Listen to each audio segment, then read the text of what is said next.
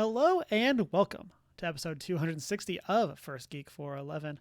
This week we got our reactions to the Virtual Boy Pro reveal, Game Informer's greatest game of all time as chosen by their readers, and some 15th Doctor Who news. Yeah. My name's Cameron Franklin, and with me, as always, as we go on this journey from West Coast, Best Coast, is Emma. Emma, how are you doing today? Hi. Doing great. Can't complain. Having a good time at life. Nice. Hopefully hearing back from a job this week, and hopefully it's good news. So. I hope so. Before we get into what we have been up to, you can find us as OneGeek411 around the internet. You can join that Discord server. Shoot us an email at 1stgeek411@gmail.com. Watch live on Twitch Monday nights around 6:45 Mountain Time, and find the videos over on YouTube where you can like, comment, and subscribe.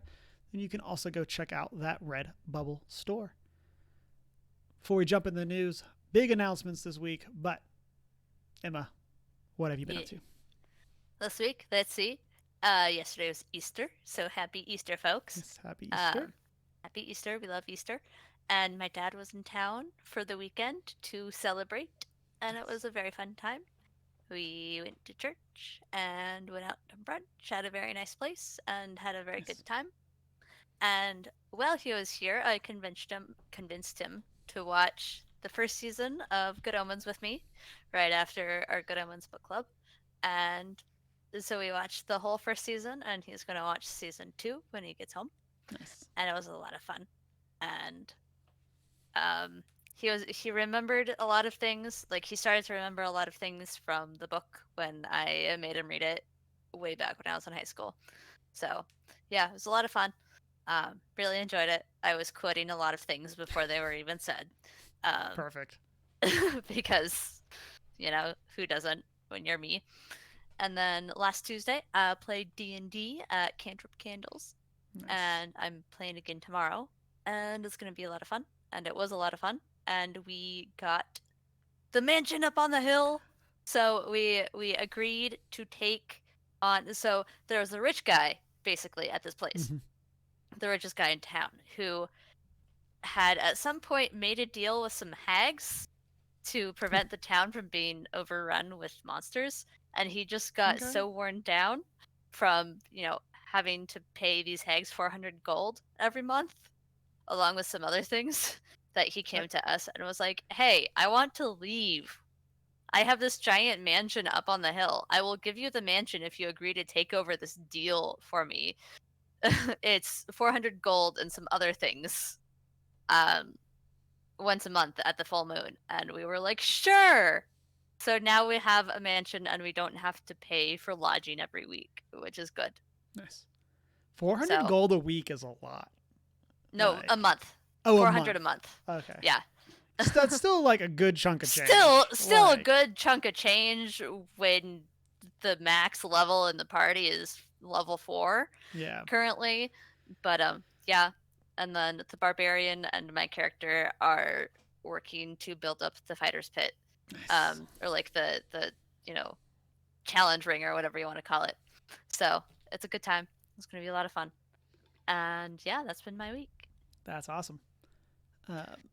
I love this development. I also love giving players like a place to live. Yeah. Like there's so much cool like RP opportunities there. Yeah. Like, how do you make this your own? And like in y'all's case, like how do y'all go about earning this money? Like that like adds such like a fun layer to it. Yeah. Of like we got the house at a cost. Yes. But at some point we will probably hopefully destroy the hags, plural. Yeah. They are sea hags. Yeah. It does seem very reasonable that like, 400 gold a month or murder hobos. So yeah. But like for now we'll pay the rent. Yeah. Because we know there are plural hags. We don't know how many plural hags there are. We just know that there are plural hags. Yeah. And like that's such a good like RP hook of like now these like the hags can become like legendary enemy type things of like if y'all want to go fight them, or if they make the hags easy, now you have to deal with all the enemies they were holding back. Oh, it's Yep. so good. Yep. Exactly. Oh, I love it. Exactly. So right now we're just gonna pay the 400 gold in rent and see where things go from there. So it's going to be very exciting. Nice. Yeah. For me, on the video game front, I'm almost 60 hours into Final Fantasy VII Rebirth. Nice. I'm in chapter 11. I think I'm at the end of the chapter. I'm doing some of the side quest stuff. And then I think I have 2 more things to do. Then I will have completed this area. And then I'll go and complete chapter 11. And loving it. I'm getting very close to the end. Like, the story has definitely picked up. And yeah, I love the party. It's so cool to have all this group together. Like, you have Cloud with like the emotional depth of a teaspoon, and then like Aerith and Tifa are just out here being awesome. Red 13 has this cool backstory. You get a lot of backstory from Barrett as well. Like, Kate Sith is there, and yeah, it's a very fun party. Oh, and Yuffie is like way OP. Of like, who would guess that the ninja is like the super broken character? But like, she's really fun, and so it's been so much fun. I'm definitely gonna be sad when it ends, but I'll go into like a little bit of like emotional withdrawal after I beat it, but we'll see. Other than that, I started playing Diablo 4 because it was on Game Pass. I enjoyed it a lot. I'm playing an electric sorcerer. Okay. So I have not made the like I am the Senate joke yet on stream, but like we're definitely playing Palpatine. We're waiting for it. We're waiting for the opportunity. So we're initiating maximum boops, zapping all the things, and yeah, it's been really fun. I did the server slam before it came out. But that's about all that I've played of the game, and I haven't played it since then. And so on stream, I basically caught up to what was in the server slam. Okay.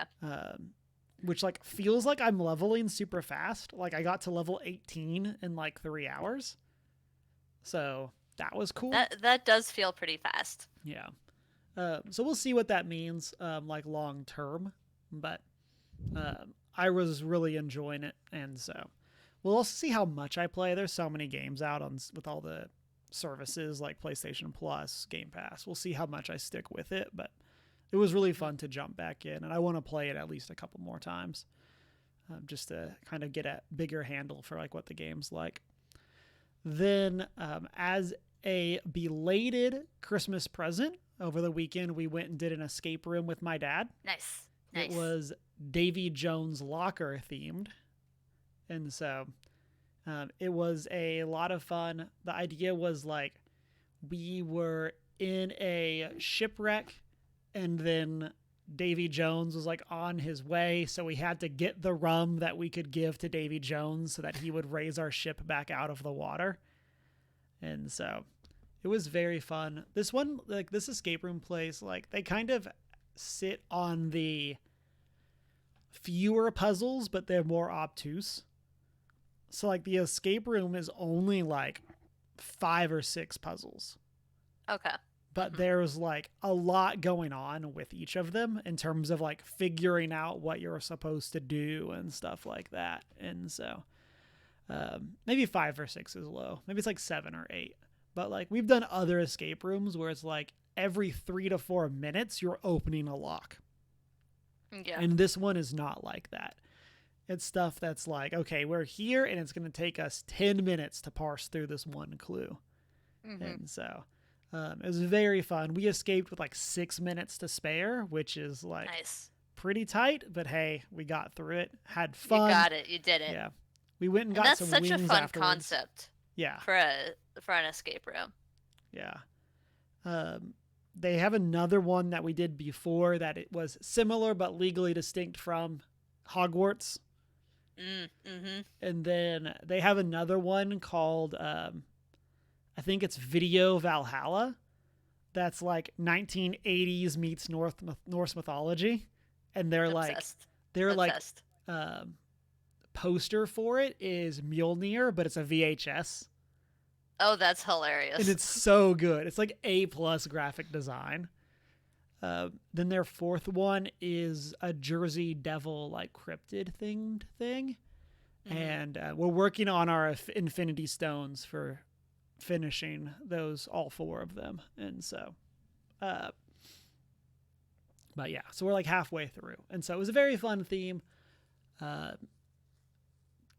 Deanna and I have done, actually, like our first escape room together was like boat themed.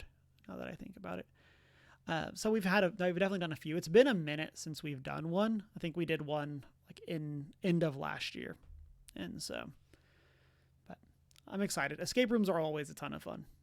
Yeah, they really are. They're a good way to spend your weekend. But like, I do think the weird thing is like the better you are at escape rooms, the worse deal they are. Yeah. Because then it becomes like you're paying all this money, and if you can get out in like 20 minutes, Yep. it feels like you're getting less. Oh, that's not how it works. But like, it definitely has that idea of like, wait, we just spent this much money to literally do this activity for 20 minutes, and so Yes. but it's all good. It's fun. It's that part of it, and so. And then last thing for me, we have started / kind of gotten back into watching Abbott Elementary. We had started it a while ago and fell off for other shows, but it has now kind of become our dinner show. So we're still in season 1. I'm enjoying it. There's definitely like a part of me that was like, this would have hit me a lot differently if I was still a minister working with kids. Versus like my most recent rewatch of The Office hit me differently because it was like my first time rewatching it as someone working in an office. Yep. And so like there are different aspects of the show there because of that. And so, but I'm enjoying it a lot. It's, at least so far, not going to go down as like one of my favorite sitcoms of all time. But I also said that about Schitt's Creek after season 1, and then like it became one of my favorite shows of all time. And so, yeah, here we are. So here we are. So I'll keep everybody posted as we continue to develop through Abbott Elementary. But with that, that's what we have been up to. Let's jump into our news topics of the week. Emma, why don't you get us started? Yeah. So, as the resident Whovian, I bring to you all episode titles and a trailer for the next season of Doctor Who. The trailer is great. It was so good. So good. My notable moment is it seems like we're getting a Gallifrey-esque city. I say Gallifrey-esque because it's a city inside a bubble, but it's green instead of orange, like it should be. So is this gonna be like Wizard of Oz? That's always what I go to. Yeah. Like the Emerald City of like. Yeah. Is this gonna be the when vibe? I mean green, I mean like lots of foresty things. Okay. It's like an Earth atmosphere with lots of foliage and stuff, but it's a city inside a bubble. Like Gallifrey has always been represented from a distance, which is very curious because anyone who has seen Gallifrey depicted on screen knows that it's a city with an orange atmosphere, which is very distinct. But it is a city inside a bubble, so I'm curious to see where that goes because it is very curious. Makes me wonder if there's going to be a little through line of like the Time Lords in their past like started to colonize other planets while they were hanging out, not dying. We don't know, colonize or like whatever. Hopefully a better, not as destructive version of colonization. But y'all know what I mean. Yeah, and this is kind of like when we talked about when the anniversary episodes were like announced, and we knew that there was going to be a Rose Noble. Yeah. Of like, you don't accidentally do that within the fandom. And No. So like the idea of like, this is the iconography that means something. Yeah. there is something very clear going on there, um, that they are leaning into. Um, so we've also got a great shot of them crossing Abbey Road with the Beatles and a couple of babies involved.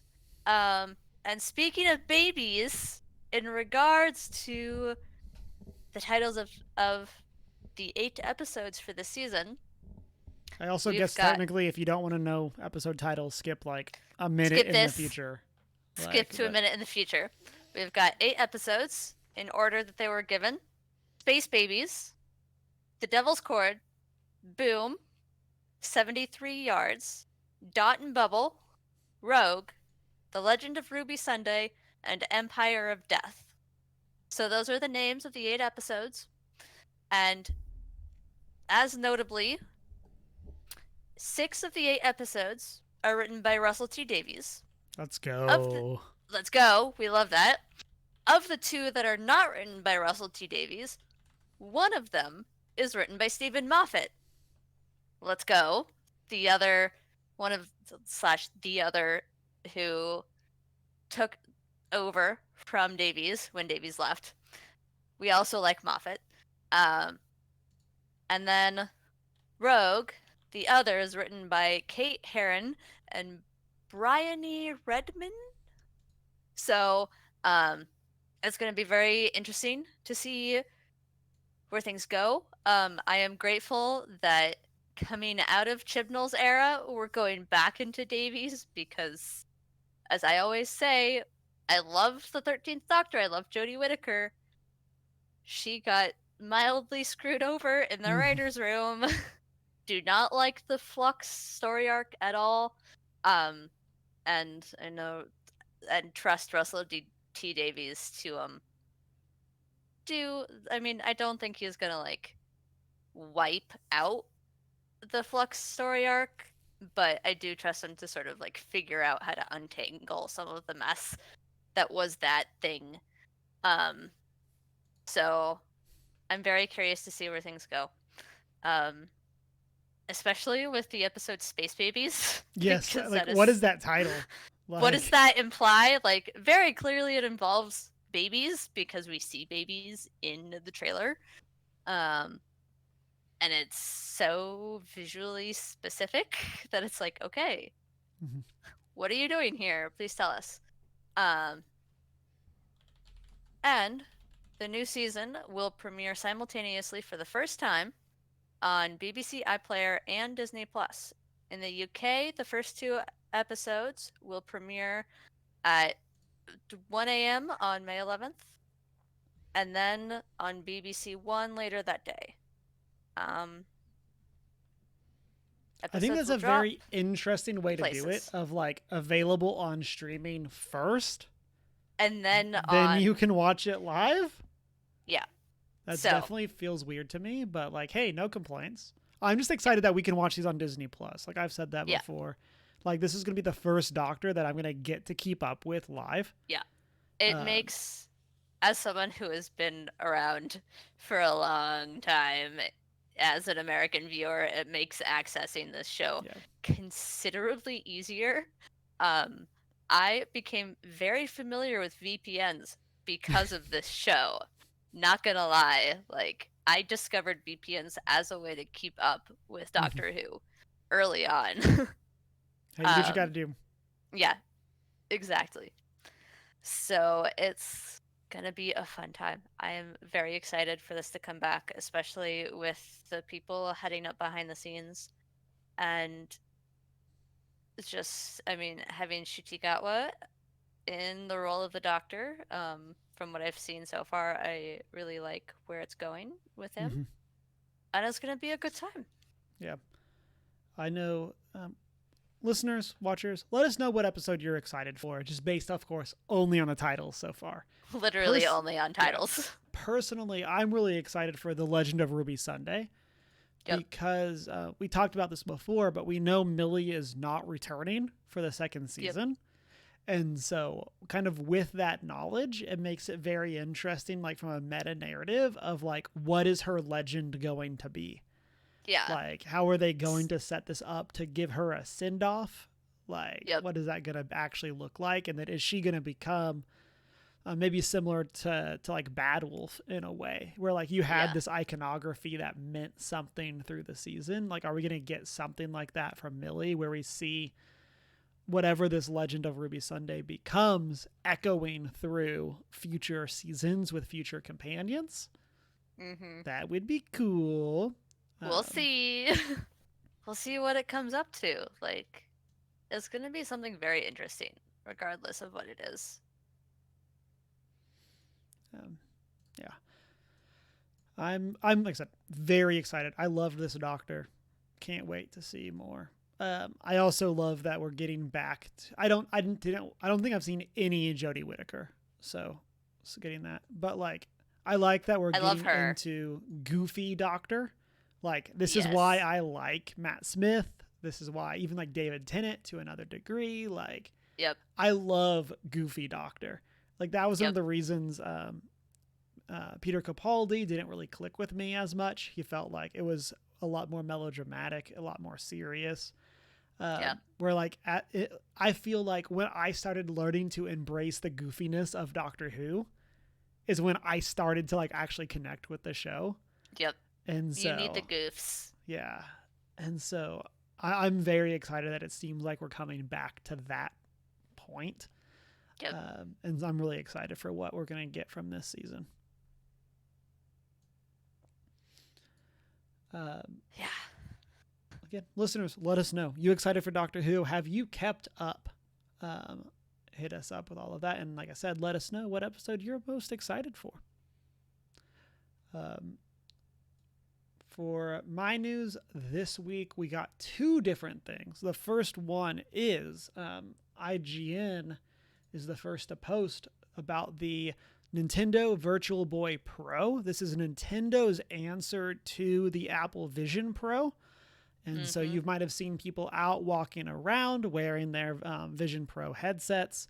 And so this is kind of a mix of that with VR, where if you're watching, we have a picture up, you strap the Switch to your face, and then you kind of get that same UI. They revealed games based on Mario Kart, Animal Crossing. There was a what was the other ones? There was a like kind of Mario one that was really cool. It actually like looked like you could like interact with your environment. So like it shows like Mario like jumping off some books. Yeah, so, that's gonna be a real fun one. That's really cool. Have you seen people wearing the Apple Vision Pro in real life? I feel like we talked about this, but not in real life. But I've also been inside a lot. I've been at home a lot because I just like I've been applying to jobs and gas is expensive here in LA, so I've been trying not to waste gas unnecessarily. But I really want to see someone in real life wear it out in the wild. Yeah. So we talked about it while you were at Emerald City, and that was what it was, because it shocked me that you didn't see anybody there in one. Granted, I was also there on Saturday when there was like 20,000 people. I mean, so like of course, and of course you wouldn't see everyone there. But like that just like seems like something that people that are gonna wear Apple Vision Pros in public would do. Is go and like hang out in front of really committing to a Ready Player One cosplay. Exactly. Apple Vision Pro is like $3,500. IGN, I don't think, gave a price point for the Vision Pro. But I can't help but imagine that it's going to be significantly cheaper than that, knowing Nintendo's history with hardware prices and things like that. And then, I mean, the first party games are what sells Nintendo consoles. So, 100%. If we've already are seeing Mario, Animal Crossing, and Mario Kart, like, that's a really good start. And then we can see what this is going to blow up into when it comes to things of like, will we finally see Metroid Prime 4? Like, it was revealed at E3 like 9 years ago, and then we haven't seen anything on, guys. since then. Give it to us. Yeah. This just seems like the perfect place for Metroid Prime 4. So 100%. not a ton else is known yet about this. So we'll continue to report on it as more information comes to light. But kind of had to call this out just as this super cool piece of tech that Nintendo is doing. So we'll jump from that into kind of another Nintendo story. And that is over on GameInformer.com. They have been doing the Game Gauntlet, which is a like 4-round March Madness style video game tournament where readers could go and vote on the best game of all time. And so lots of really good stuff. This was based on, they did something for their 300th issue in 2018. And then they also added some more recent games that were not out in 2018. And so some really cool stuff. They say after more than 200,000 votes, the Game Informer readers and community have named The Legend of Zelda Ocarina of Time the greatest game of all time. Not super surprised with that one. As far as things go, have you played Ocarina of Time? I have not. I have seen bits and pieces of it being played here and there. So I have a general sense of the game. But I haven't played it for myself. Yeah. It's on the like Nintendo Switch Online virtual thing. And I gotta say, it's bad. Like, it's one of the games that's like a core foundational game that like the controls do not hold up, especially because when you play on Switch, it doesn't translate the controls. It's just like literally a port of the N64 game. So like I was playing and it was like press left yellow, like left D-pad yellow, and I'm like, okay, but like that wasn't left on the actual D-pad. And so it was stuff like that I was like, and maybe that was not the exact button, but like because it's not like translated into the actual Switch controls, like it'd be asking you to hit Z. It's like, okay, but what is Z? Like there's that button literally doesn't exist anymore. We have ZL and ZR, but like and so like it was a struggle to play through. I know there's kind of always been perpetual rumors of an Ocarina of Time remake or remaster, which I think would be really cool because it, like I said, it is such like it's like a core foundational game, kind of for some of the same reasons that Final Fantasy VII is, where like this was like the first and Mario 64 is as well, of like this is like the first 3D foray into this IP and has like inspired so many different things.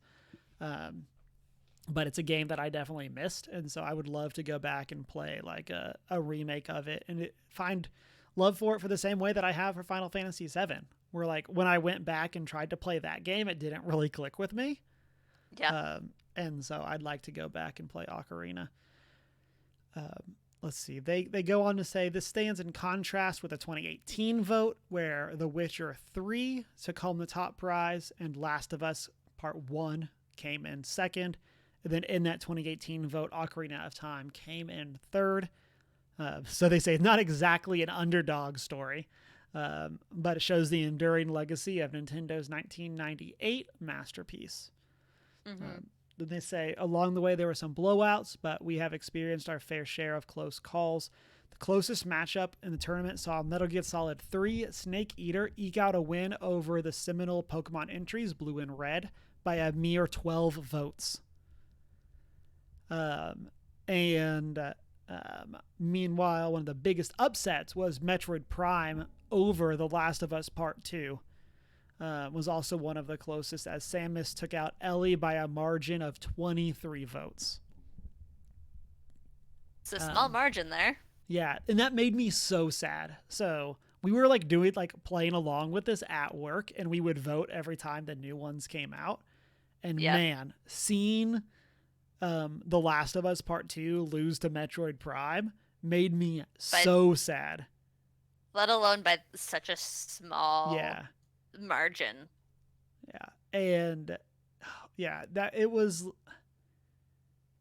was something where, again, I mean, I've talked about The Last of Us Part 2 to death. I know you and I are fairly similarly aligned to it, but like, because that was like the very first round was The Last of Us versus Metroid. And Yeah. so it was just like staggering to like have one of my favorite games knocked out in Yep. the first round. Yep.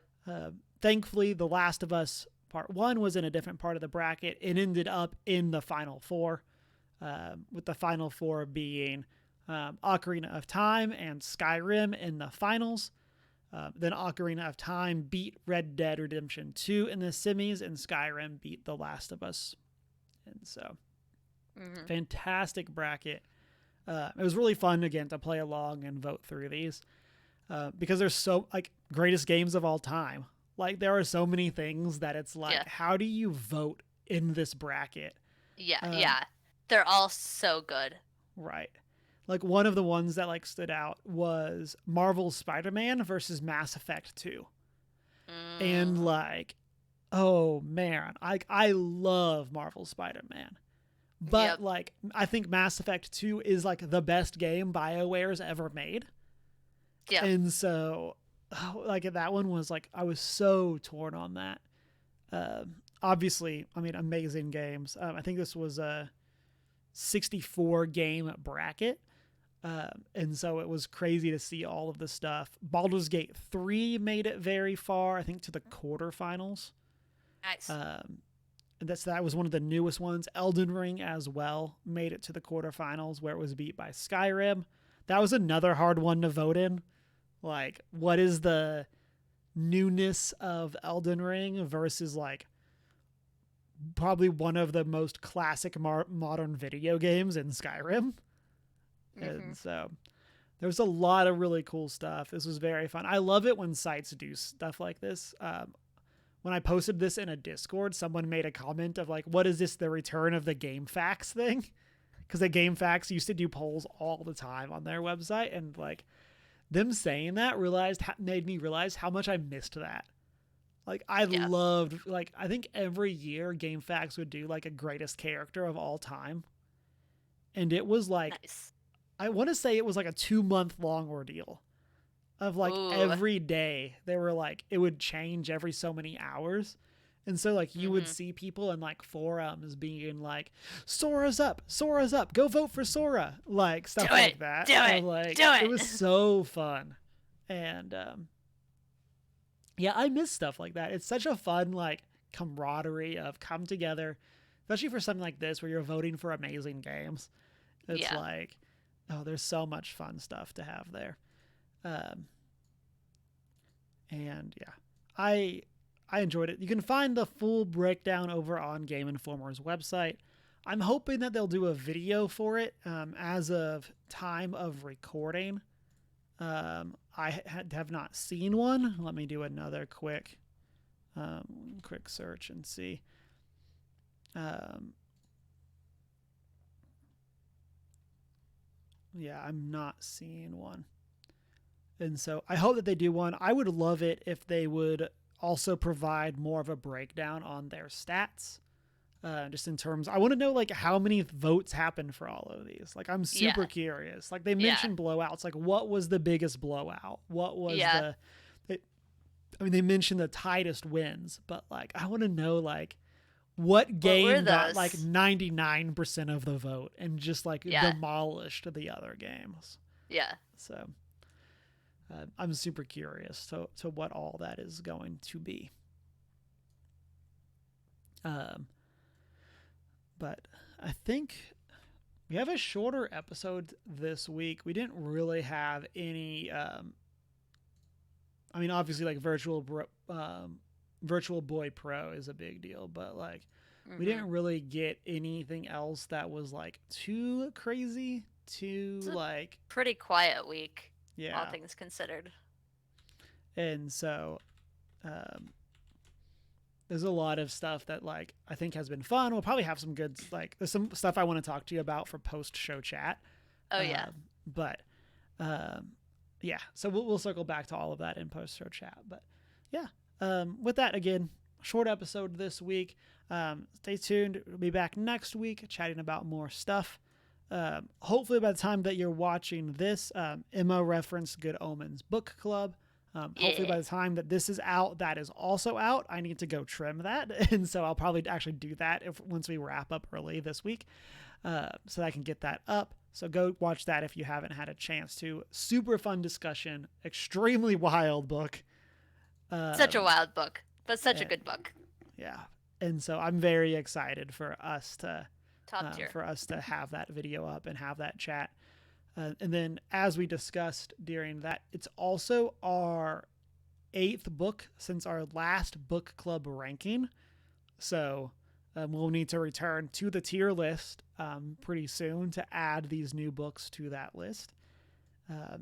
But with that, we did announce that our next book is Your Blood, My Bones by Kelly Andrew, releasing like tomorrow as of recording. And then we will be doing our book club for that on May 6th. For some personal reasons, we have stuff going on at end of the month, and so we'll not be able to do that and do it at the normal last Thursday. And so hope everybody can come join us. It also gives people more time to read since it is a new release. Yeah. Like I will actually be reading this one because I don't think like a lot of times I don't like doing the audiobook right away. I like trying to contribute when we do new releases. I like trying to contribute to like the New York Times bestseller thing of like getting the book like week 1. And so, but I'm excited for it. I have been informed that it does have spooks. And so many spooks or some spooks, some amount of spooks. There's a non-zero amount of spooks. And so, so with that is where we're going to call it for the week. Like I said at the top, we are First Geek 411. You can find us on Facebook, Twitter, and our Instagram. You can join that Discord server if you want to chat during the week, or shoot us an email at 1stgeek411@gmail.com. Check out that Redbubble store, watch live on Twitch, and find the videos over on our YouTube. You can like, comment, and subscribe. Let us know what Doctor Who episode you're excited for. Then, of course, you can also find us on our personal social media. Mine is Humar Whittle. Mine is I am not prepared with an I am the prepared. And it's been a great week. He is risen. Play a game.